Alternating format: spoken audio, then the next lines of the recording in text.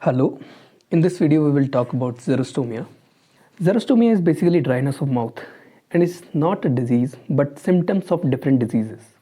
Now this dryness of mouth produces serious negative effects on patient's life, affecting their dietary habits, nutritional status, speech, taste and increased susceptibility to dental caries. Now we will talk about the causes of xerostomia. The causes of xerostomia are classified into two categories: temporary and permanent. Temporary causes include psychological. For example, anxiety and depression are well recognized causes of reduced salivary flow. Next is duct calculi. Basically, due to blockade of the ducts of the major salivary glands, mainly submandibular gland, it produces dryness of the affected area supplied by the submandibular gland, along with the swelling and pain in the gland, which is mainly due to stimulation or any touch or pressure. If duct calculi does not get treated, it causes progressive fibrosis of the gland, which leads to finally permanent xerostomia.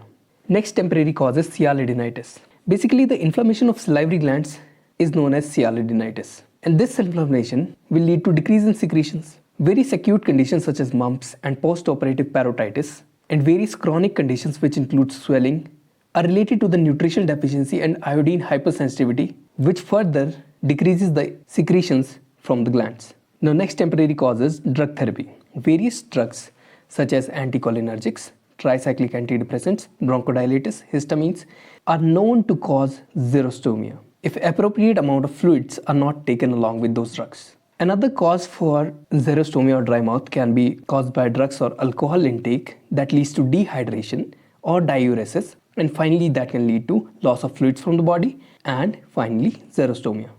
Now next we will talk about permanent causes of xerostomia. First is salivary gland aplasia, which means absence of salivary gland, and the congenital absence of salivary gland will lead to xerostomia.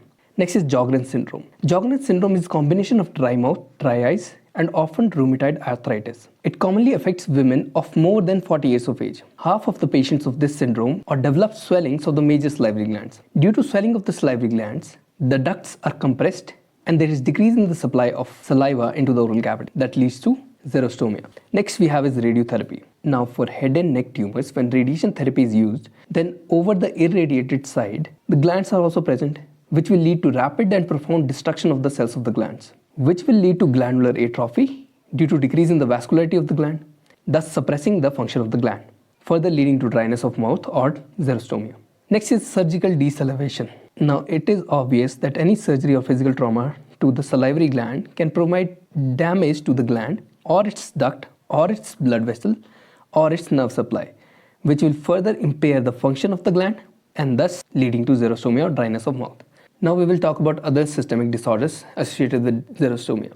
Xerostomia is mainly associated with diabetes mellitus, Parkinson's disease, cystic fibrosis, and sarcoidosis. Xerostomia is also seen in the deficiency of vitamin A, riboflavin, and nicotinic acid, but is also evident in anemic patients.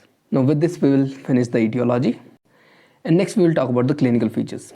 If patient is having dry mouth or xerostomia, there is usually unilateral dryness with pain or discomfort on any stimulus, which is an indicative of duct calculus. If the duct is blocked, there will be swelling in the gland, and with any pressure or stimulus to the gland, pain and discomfort will be present. Now if the mucosa is dry, there will be burning sensations on the mucosa, but visually it may appear as normal. Due to lack of saliva, the mouth will appear dry, atrophic, and more often pale and translucent. Now dry mouth will also lead to soreness, burning sensation, and pain on the oral mucous membrane and the tongue. Tongue will also show atrophy of the papilla, inflammation, fissuring, and cracking.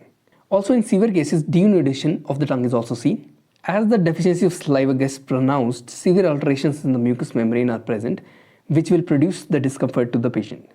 Now, what is the clinical significance of xerostomia? In many patients, the chronic xerostomia can lead to rampant dental caries and loss of teeth. Also, if the patient is having xerostomia or the dry mouth, it will be difficult for the patient to wear artificial dentures or dental appliances due to dry mucosa, and the chances of infection to the patient will also increase multiple folds. Now next we will talk about treatment. First, it is advisable to increase the body fluids, diet, and it is also advisable to promote salivary stimulation by using sugar-free chewing gums. Salivary substitutes or Silalox can also be given. And finally, in the clinical intervention, regular checkup of the patient and monitoring must be done so as to identify the cause of xerostomia, and by only obliterating the cause we can treat xerostomia.